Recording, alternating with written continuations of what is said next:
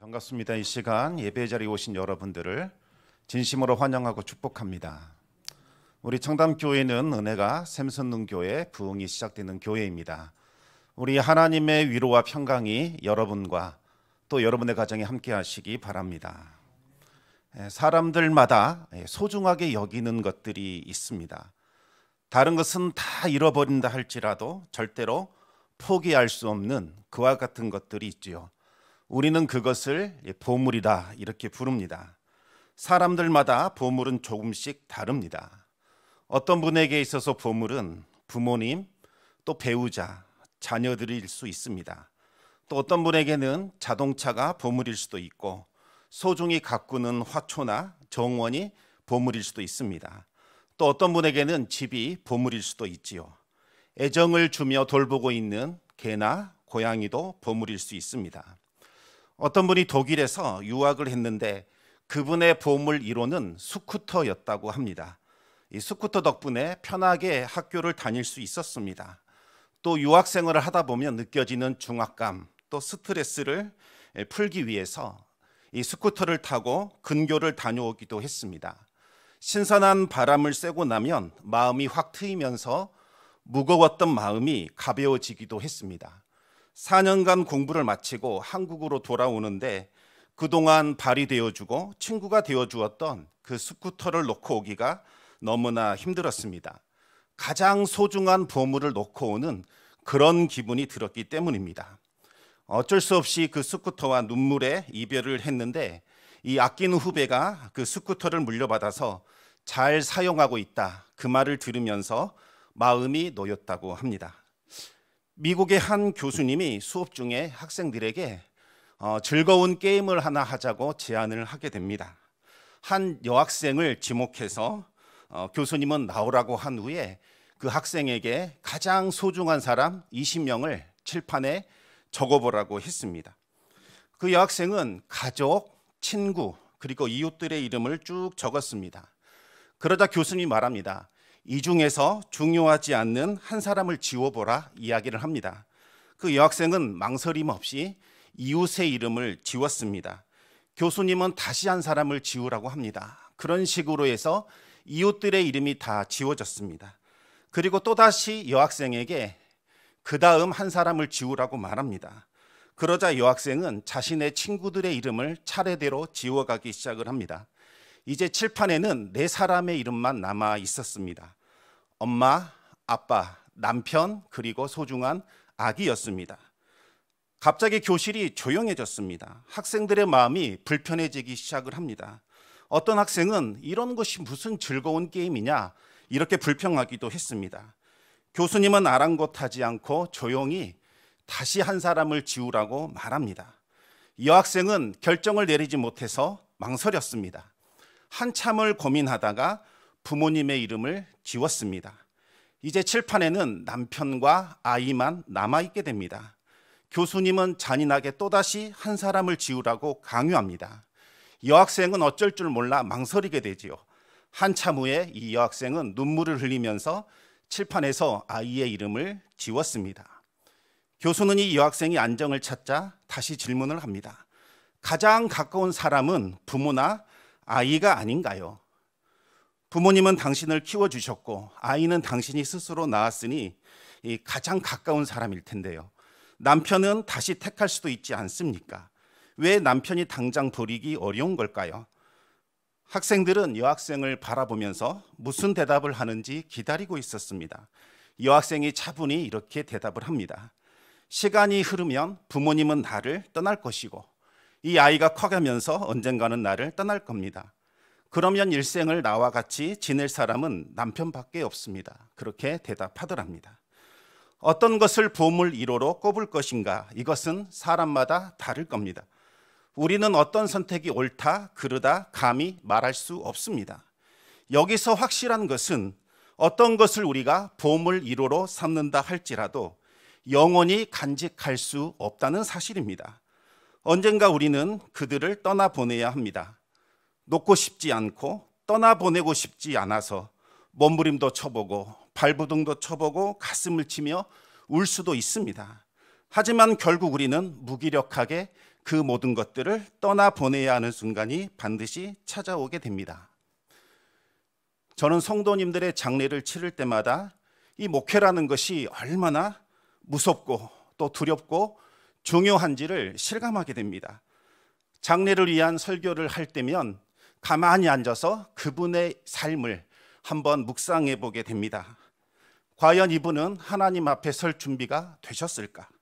하늘의 보물을 쌓아 두셨을까? 하나님 앞에 설 준비가 되어 있는 분이라는 확신이 들면 그분의 장례는 마음이 무겁지 않습니다. 오히려 마음이 가벼워지는 것을 경험하게 됩니다.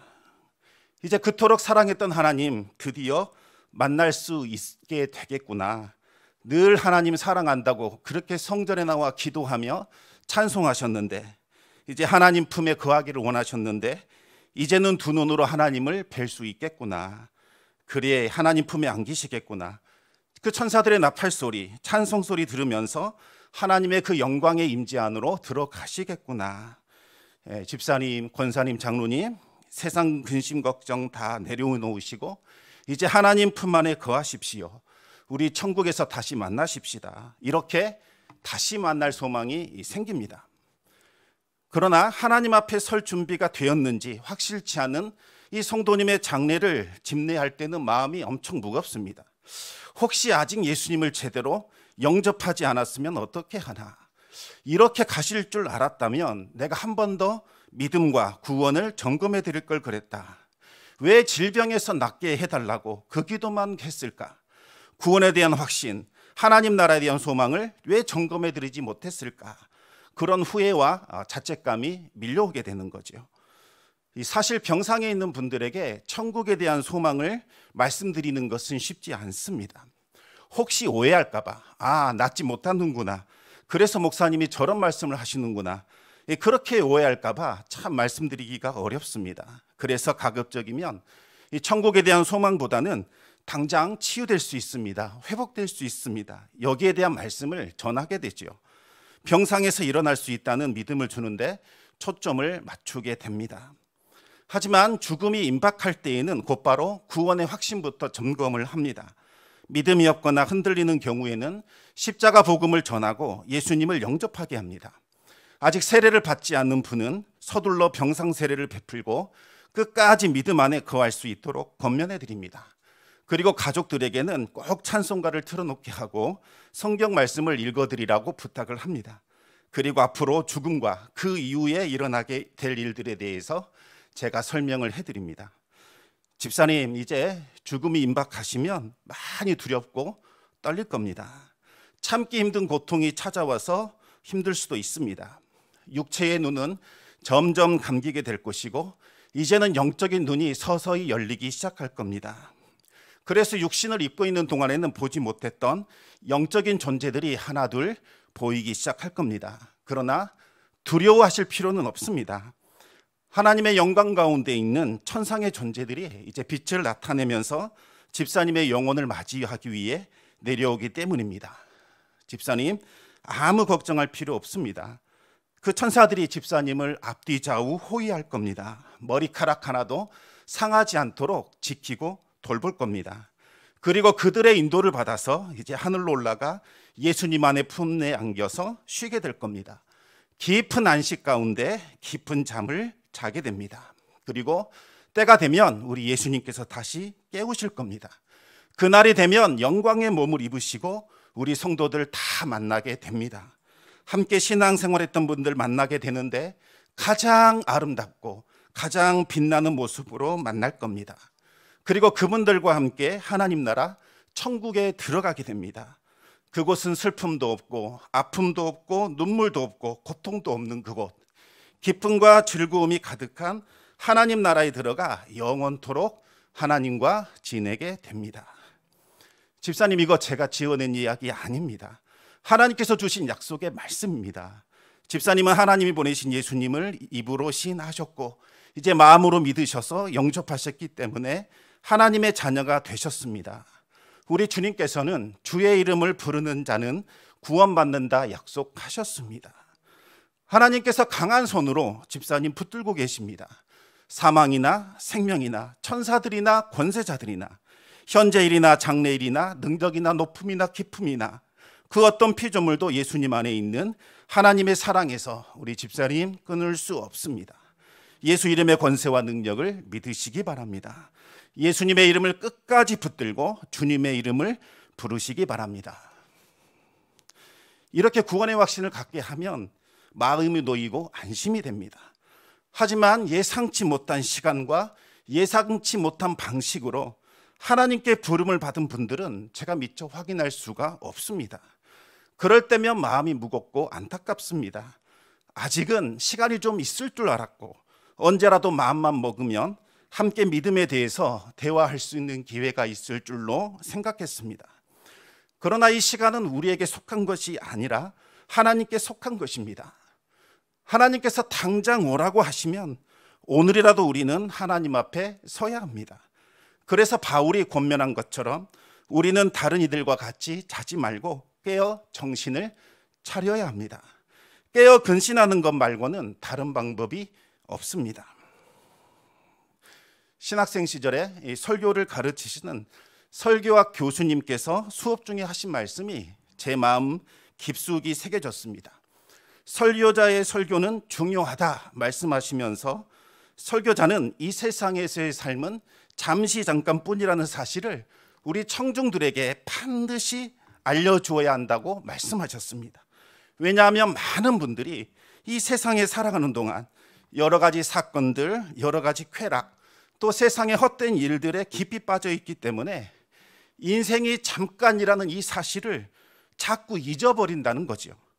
그래서 설교자는 강단에 올라설 때부터 정말 진지해야 한다 이렇게 말씀하셨습니다. 이 설교가 마치 마지막 설교인 것처럼 두 번 다시는 설교할 기회가 없는 것처럼 설교하라고 하셨습니다. 죽어가는 사람이 죽어가는 사람을 향하여 말하듯이 그렇게 간절하게 진실하게 설교하라고 하셨습니다. 지금 설교를 듣는 어떤 분들은 이 설교가 그분의 인생의 마지막 설교가 될 수 있다고 말씀하셨습니다. 그분이 자신의 인생에서 마지막으로 들을 수 있는 그와 같은 설교라는 심정으로 설교하라고 그렇게 권면하셨습니다. 그런데 목회를 하면서 그 말이 정말 실감나게 다가왔습니다. 저는 정말 많은 분들과 이별을 했습니다. 지난주에 했던 그 설교가 그분의 마지막 설교였던 경우도 참 많았습니다. 어떤 분은 주일 오전 9시에 이제 예배를 다 마치고 10시쯤에 짧은 인사를 나누었는데 3시간 후에 교통사고로 별세하셨다는 소식을 듣기도 했습니다. 그날 예배 다 마치고 장례식장에 갔는데 도무지 믿기지가 않았습니다. 인생이 얼마나 더덥고 허무한지를 실감했습니다. 이 죽음의 문제는 다른 어떤 사람의 이야기가 아니라 바로 나 자신의 이야기입니다. 현실의 삶과는 동떨어진 까마득한 먼 미래의 이야기가 아니라 지금 현실과 직결된 삶의 본질의 이야기라는 겁니다. 보물이라는 것은 언제 어디서나 가치가 있어야 합니다. 쉽게 사라져버리거나 가치가 변한다면 그것은 보물이라고 부를 수 없습니다. 이 종이딱지가 남자아이들에게 보물이었던 때가 있었습니다. 이 동네 저 동네 다니면서 종이딱지를 모아 이 마대자루에 넣어서 마루 밑에 보관했습니다. 하지만 나이가 들면서 종이딱지는 더 이상 보물이 아닙니다. 더 소중하고 가치 있는 것들이 생겨나기 때문이죠. 그토록 심혈을 기울여 모아두었던 그 종이딱지들이 하루아침에 폐지가 되어 아궁이로 들어가게 됩니다. 마찬가지입니다. 우리가 쌓아두어야 하는 보물은 영원토록 변하지 않아야 하고 그 가치가 사라지지 않아야 합니다. 죽음 이후에도 영원히 소중해야 하고 가치가 있어야 합니다. 살아 생전에만 필요하고 죽음 이후에는 아무런 쓸모가 없다면 진정한 의미에서 보물이라고 부를 수 없습니다.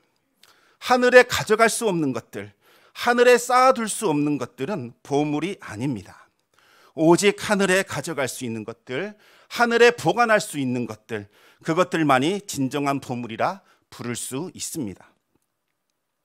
미국의 목사님이자 설교가이신 벤 다이크가 이런 이야기를 했습니다. 로마의 어떤 부자가 천사의 안내를 받아서 천국의 이곳저곳을 구경했습니다. 부자는 그 중에서 근사하고 멋진 집을 발견하게 됩니다. 어떤 사람이 이와 같은 좋은 집에서 살 수 있을까? 궁금해서 이 집이 누구의 집입니까? 천사에게 물었습니다.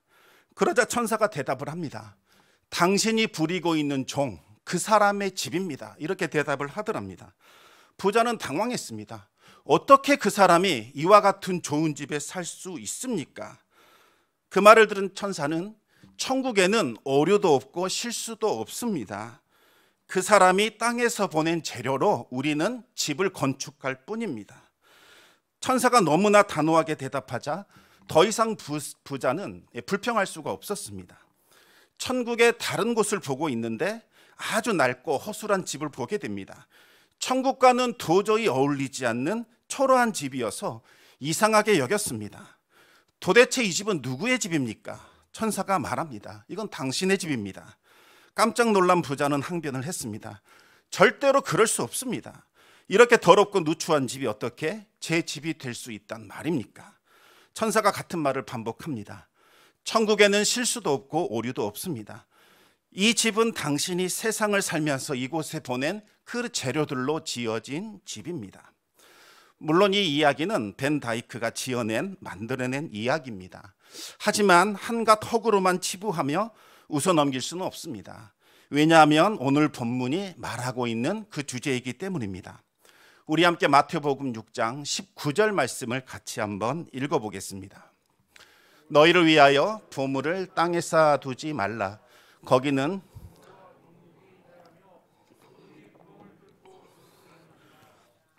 아멘. 예수님 당시에는 보물로 간주되었던 것이 이 세 가지가 있었다고 합니다. 옷, 그리고 곡식, 금이나 은과 같은 보화, 이 세 가지였습니다. 첫째는 옷이 보물이었습니다. 지금이야 옷이 그리 귀하지 않지만 이 시대에는 직접 옷을 만들어 입었기 때문에 옷 한 벌 구하는 것이 아주 어려웠습니다. 돈이 많은 사람들은 양털로 된 옷을 입고 금실을 달아 자신의 부를 과시했습니다. 두 번째는 곡식이 보물이었습니다. 당시에는 하루에 한 끼만 굶지 않아도 잘 사는 집이라는 평가를 받았습니다. 돈이 많은 사람들은 창고에 곡식을 쌓아두고 자신의 부를 자랑했습니다. 세 번째는 금이나 은과 같은 보화가 보물이었습니다. 지금처럼 은행이나 금고가 발달하지 않았기 때문에 그들은 보화를 집에 보관하거나 땅에 묻어두어 그렇게 보관을 했습니다. 그런데 이와 같은 보물은 보관하기가 너무나 어려웠습니다. 지금도 옷을 한번 잘못 보관하면 곰팡이가 피거나 좀이 쏠어서 입지 못하게 되지요. 하물며 그 시대에는 얼마나 힘들었겠습니까?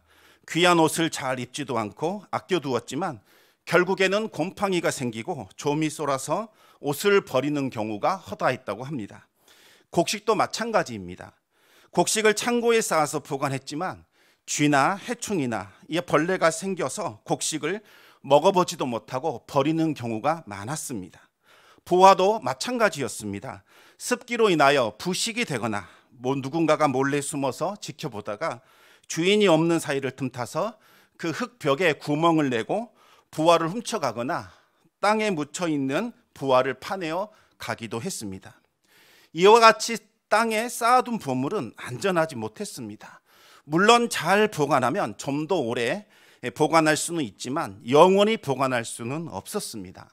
설령 땅에 쌓아둔 보물을 오래 보관한다 할지라도 그것은 육신에만 도움이 되었을 뿐이지 영혼을 위해서는 아무런 도움이 되지 못했습니다.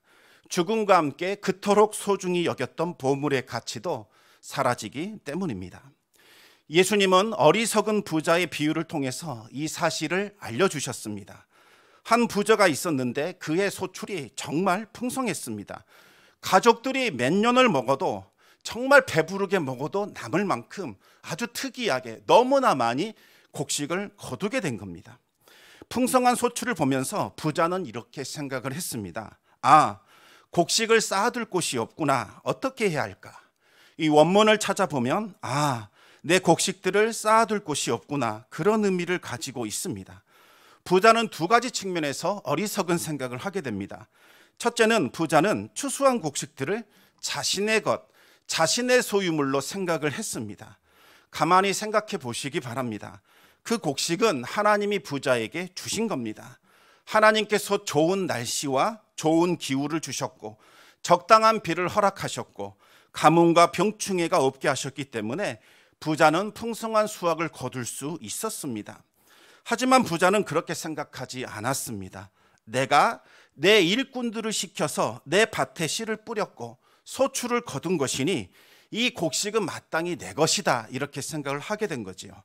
하나님께서 은혜로 주신 것이라는 생각은 전혀 없었습니다. 오로지 자신의 것이로만 철석같이 믿고 있었습니다. 왜 그랬을까요? 탐심이 부자의 눈을 가려서 어둡게 만들었기 때문입니다. 왜 하나님이 올해 이토록 풍성한 수확을 주신 걸까? 하나님께서 이것을 통해서 무엇 하기를 원하셨을까? 이와 같은 생각은 전혀 없었습니다. 부자는 오로지 나를 위해 이 곡식을 어디에 쌓아둘까? 오로지 그 생각만을 하게 된 거지요. 그러면서 이렇게 해야겠다. 곡간을 헐자. 그리고 더 크게 짓자. 그곳에 내 모든 곡식과 물건을 쌓아두어야지. 부자는 계속해서 내 곳간, 내 곡식, 내 물건, 오직 내 것임을 강조하고 있습니다. 부자는 자신이 자신의 뜻대로 뭐든지 할 수 있다는 어리생각을 하게 된 겁니다. 둘째로 부자는 자신의 영혼까지도 자신의 소유라고 생각을 하게 됩니다. 부자는 이토록 풍성한 소출을 보면서 자신의 영혼을 향하여 이렇게 외치게 됩니다. 몇 년 쓸 물건을 많이 모아두었으니 내 영혼아 평안히 쉬고 먹고 마시고 즐거워하자. 부자는 쌓아둔 그 곡식으로 영혼을 평안히 쉬고 먹고 마시고 즐겁게 할 수 있을 것이라고 생각했습니다. 하나님은 그런 부자를 향하여 어리석은 자라고 평가하셨습니다. 어리석은 자여, 오늘 밤에 내 영혼을 도로 찾으리니 그러면 내 준비한 것이 누구의 것이 되겠느냐. 그날 밤이 부자의 마지막 날이었습니다. 부자는 영원토록 소유할 수 없는 것을 쌓느라고 수고하며 애쓰며 고단한 인생을 살았습니다. 하지만 하나님을 위해서는 아무것도 쌓아두지 않았습니다. 그는 하나님에 대해서는 빈곤한 사람이었습니다.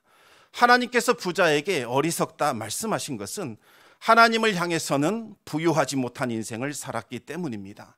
한마디로 이 부자는 헛된 수고를 하며 살았던 거지요. 그래서 예수님은 보물을 땅에 쌓아두지 말라고 하셨습니다. 땅에 쌓아두지 말라는 것은 땅에 쌓아두는 행동을 이제는 그만하라, 중단하라는 말씀입니다. 왜 중요한 보물을 땅에 쌓아두어서 소멸하게 만드느냐는 책망인 거지요. 그러면 보물을 어디에 쌓아두어야 할까요? 마태복음 6장 20절 말씀을 같이 한번 읽겠습니다. 오직 너희를 위하여 보물을 하늘에 쌓아두라. 거기는 좀이나 동록이 해하지 못하며 도둑이 구멍을 뚫지도 못하고 도둑질도 못하느니라. 아멘. 예수님은 보물을 안전한 곳, 하늘에 쌓아두라고 하셨습니다. 하늘은 땅과는 다릅니다. 이곳은 안전합니다. 하늘에 보물을 쌓아두면 좀과 동록에 의하여 해를 받거나 도둑들에게 빼앗기는 일이 없습니다. 그러면 어떻게 해야 우리는 보물을 하늘에 쌓아둘 수 있을까요? 우리는 이미 지난 시간들을 통해서 그 원리를 배웠습니다. 우리 함께 마태복음 6장 4절 말씀을 같이 읽겠습니다. 내 구제함을 은밀하게 하라. 은밀한 중에 보시는 너희 아버지께서 갚으시리라. 아멘. 마태복음 6장 6절 말씀을 같이 읽겠습니다. 너는 기도할 때에 내 골방에 들어가 문을 닫고 은밀한 중에 계신 내 아버지께 기도하라. 은밀한 중에 보시는 내 아버지께서 갚으시리라. 아멘. 마태복음 6장 18절 말씀 같이 읽겠습니다. 이는 금식하는 자로 사람에게 보이지 않고 오직 은밀한 중에 계신 내 아버지께 보이게 하려 함이라. 은밀한 중에 보시는 내 아버지께서 갚으시리라. 아멘. 첫째로 기억해야 할 것은 탐심에서부터 우리가 벗어나야 합니다. 하나님께서 갚아주시는 구제, 기도, 금식은 하나님께만 보이게 하려는 것, 하나님을 위해서 하는 것, 그것만 하나님께서 받아주십니다. 하나님께 보이려고 하는 구제는 오른손이 하는 일을 왼손이 모르게 합니다. 하나님께 보이는 기도는 골방에 들어가 문을 닫고 은밀한 중에 계시는 하나님께만 기도합니다. 하나님께 보이려고 하는 금식은 머리에 기름을 바르고 얼굴을 씻으면서 금식합니다. 하나님은 이와 같은 구제와 기도와 금식을 받으시고 하늘의 보물로 귀하게 여기시며 그것을 쌓아 주십니다. 하지만 탐심이 들어온 순간 모든 것이 변질돼 버립니다. 하나님을 위한 것이 아니라 나 자신을 위한 것으로 바뀌게 됩니다. 하나님을 향한 그 은밀함이 사라지게 되고 나 자신을 위한 과시와 또 나 자신을 높이기 위한 수단으로 변질이 됩니다. 탐심이 구제에 들어가기 시작하면 서기관과 바리새인들처럼 자신을 과시하기 위한 구제를 하게 됩니다. 그래서 구제할 때마다 굳이 나팔을 부는 일들이 일어나게 됩니다. 탐심이 기도에 들어가기 시작하면 다른 사람이 들으라고 기도하게 되고 중언부언하게 되는 겁니다. 탐심이 금식에 들어간 순간 슬픈 기색을 내고 얼굴을 흉하게 하면서 사람들에게 보이기 위한 금식을 하게 됩니다.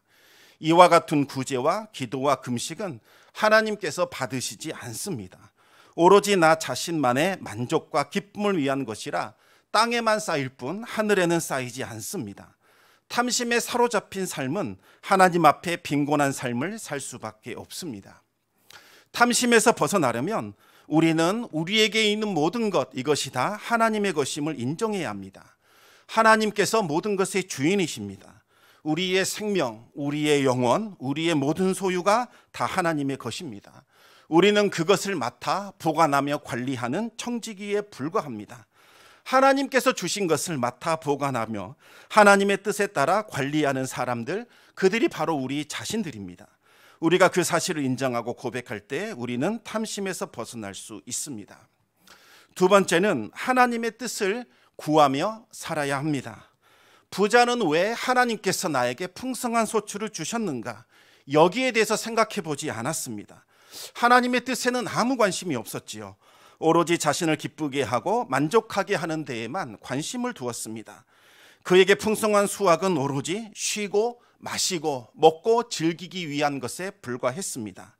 부자는 풍성한 수확을 주신 하나님께 감사하지도 않았고 그 수확을 통해서 이루실 하나님의 뜻을 구하지도 않았습니다. 만약 부자가 왜 풍성한 소출을 주셨을까 한번 생각해 보면서 자신이 받은 복을 가난한 사람들과 조금이라도 나누었더라면 하나님은 그를 부요한 자라고 인정해 주셨을 겁니다. 하나님은 그에게 더 큰 은혜와 복을 부어 주셨을 겁니다. 하지만 부자는 오로지 자기 자신만을 위하여 창고에 쌓아둘 생각만 하게 되지요. 풍성한 수확의 축복을 받았음에도 불구하고 하나님의 뜻을 실천할 수 있는 기회를 놓쳐버렸습니다. 결국 그는 하나님 앞에서 어리석은 자라는 평가를 받게 됩니다. 우리 함께 디모데전서 6장 7절에서 10절까지 말씀을 같이 읽겠습니다.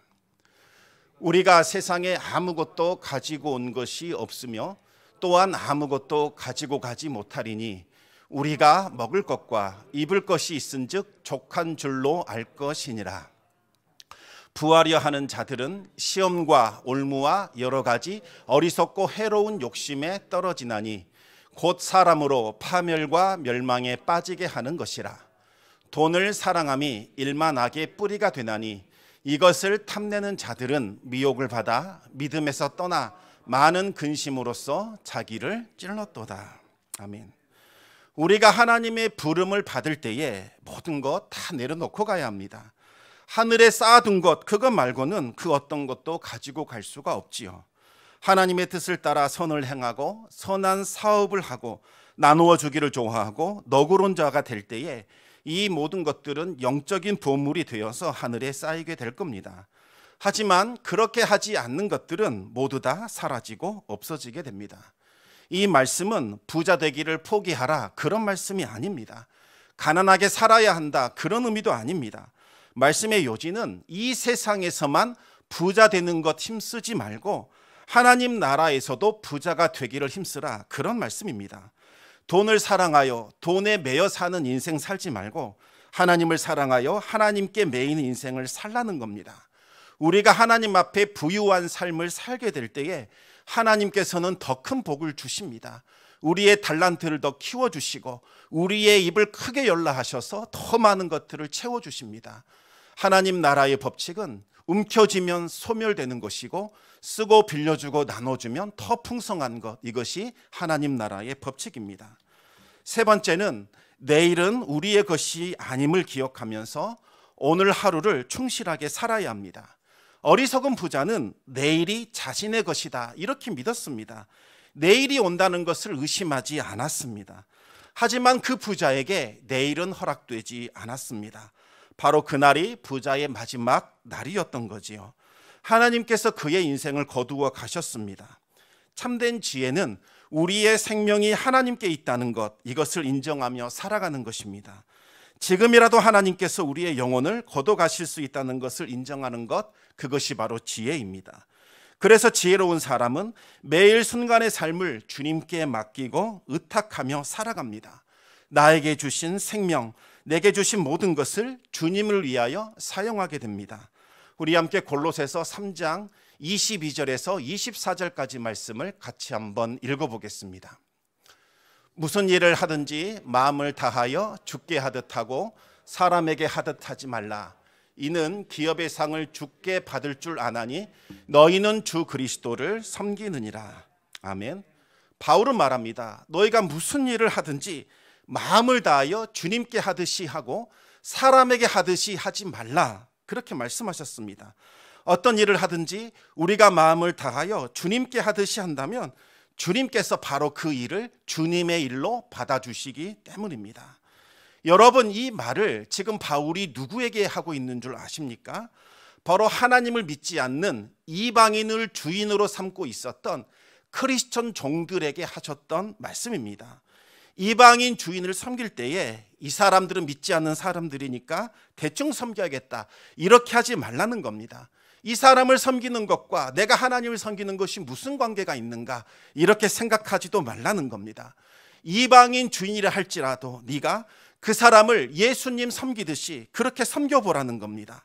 온 마음을 다해서 섬기면 그 섬김을 이방인 그 주인만 받는 것이 아니라 하늘에 계신 하나님께서도 그 섬김을 받아주신다는 약속입니다. 정말 놀라운 말씀입니다. 우리가 어떤 일을 하든지 그것이 무엇이든지 간에 주님께 하듯이 온 마음과 온 정성을 다한다면 주님께서 그 섬김을 귀하게 받아주십니다. 그것이 하늘의 보화가 되어 하늘에 쌓이게 된다는 말씀입니다. 하나님께서 우리에게 요구하시는 것 대단한 것들이 아닙니다. 우리는 하나님의 눈높이가 너무 높아서 우리는 하나님을 만족시키기가 어렵다고 생각을 합니다. 그러나 그렇지 않습니다. 배고픈 사람을 보면 떡 한번 먹어볼래? 빵 한번 먹어볼래? 이렇게 나눠주는 것, 이것이 주님께 행하는 것이라고 말씀하셨습니다. 목마른 사람을 향하여 물 한 컵 내어주면서 그래, 이거 마시고 숨 좀 돌려, 이렇게 하면 그게 주님께 행하는 것이다 말씀하셨습니다. 나그네 된 사람들, 지친 사람들을 잠시 들어와서 쉬게 하는 것, 이것이 주님께 하는 것이라고 말씀하셨습니다. 헐벗은 자들에게 옷을 입혀주는 것, 병든 사람들을 돌보는 것, 옥에 갇힌 사람들을 찾아보고 위로하는 것, 또 위로가 필요한 사람들을 생각해서 차 한 잔 마시면서 말을 들어주고 위로해주고 특별한 권면의 말을 해주고 기도해주는 것, 이것이 우리 주님께 행하는 것이다, 그렇게 말씀해 주셨습니다. 우리가 주님께 하듯이 진심을 다하여 이와 같은 일들을 행할 때에 우리 주님은 크나큰 감동을 받으십니다. 그것을 주님은 소중한 보물로 간직하시고 여겨주십니다. 우리는 별것 아닌 것 같아서 다 잊어버리지만 하나님은 결코 그 하나도 잊은 바 됨이 없습니다. 그 모든 것들을 다 기록해 놓으시고 하늘 창고의 보물로 쌓아주신다는 그와 같은 약속을 하셨습니다. 이제 조금 반가운 소식이 들려옵니다. 다음 주부터서 코로나에 대한 방역 지침이 많이 완화가 됩니다. 그동안 우리가 코로나로 인해서 교회의 모든 활동들이 위축되었습니다. 이제부터 하나님께서 기뻐하시는 일들을 조금씩 한번 늘려볼 생각입니다. 우리 성도님들을 위로하는 것, 그리고 그동안 교제하고 싶어도 대화하지 못했는데 그와 같은 시간을 갖는 것, 그리고 구제하는 것, 또 국내와 국외와 어려운 사람들을 선교하는 이러한 일들 조금씩 펼쳐보고자 합니다. 이와 같은 일들은 하나님께서 기뻐하시는 일이고 하늘에 보화가 쌓이는 일들입니다. 이와 같은 일들에 동참해 주시기 바랍니다. 부담감을 가질 만큼 무리하게 진행할 생각은 조금도 없습니다. 우리가 딱 한 숟가락 이것만 모으면 누군가의 밥 한 공기를 만들어 줄 수 있습니다. 십시일반이라는 말을 꼭 기억하시기 바랍니다. 우리가 이 세상 살 때에는 조금 부족해도 괜찮습니다. 조금 덜 유명해지지 않아도 괜찮습니다. 큰 권세 가지지 않아도 무방합니다. 하지만 하나님을 향해서 빈곤하거나 가난하시면 안 됩니다. 왜냐하면 그곳이 우리가 가야 할 본향이기 때문입니다. 우리는 하나님 앞에서 반드시 결산을 받게 될 겁니다. 하나님은 우리에게 주신 것, 그것으로 무엇을 하였는가, 이것을 반드시 물어볼 겁니다. 하나님의 뜻대로 행한 것, 주님을 섬기는 마음으로 했던 모든 일들, 그것은 하늘의 보물이 되어 우리의 자랑이 될 겁니다. 하나님의 뜻을 구하며 실천하며 주님께 하듯이 살아가는 인생은 하나님 앞에서 부유한 삶으로 인정받게 됩니다. 우리 하나님을 향하여 부유한 사람 되시기를 우리 주님의 이름으로 축원합니다. 기도하겠습니다. 아버지 하나님, 감사합니다. 하나님께서 우리에게 보물로 주신 것들이 너무나 많습니다. 이 세상 살아가면서 사랑하게 하여 주시고 많이 위로하게 하여 주시고 행복하고 기쁘고 화목한 삶을 살게 하여 주시옵소서. 천상병 시인이 이렇게 노래했습니다. 마지막 소풍 다 마치고 하나님 앞에 섰을 때에 하나님께서 이 세상 어땠느냐 물어봤을 때에 너무나 좋았다, 기뻤다, 그리고 하나님이 주신 사랑을 하며 살아왔다, 그렇게 고백할 수 있는 저희들 되게 하여 주시옵소서. 이 세상 순례의 기림을 기억하게 하여 주시고 이 세상에 매이지 않게 하여 주시고 이 세상 탐욕에 짓눌려 헛되고 무익한 수고하는 그와 같은 삶을 벗어버리게 하여 주시고 오직 천국 본향을 바라보며 그곳에 우리의 부활을 쌓으며 날마다 이곳에서 천국의 삶을 실현하며 살아갈 수 있도록 인도하여 주시옵소서. 모든 말씀 우리 주 예수 그리스도 이름으로 기도드리옵나이다. 아멘.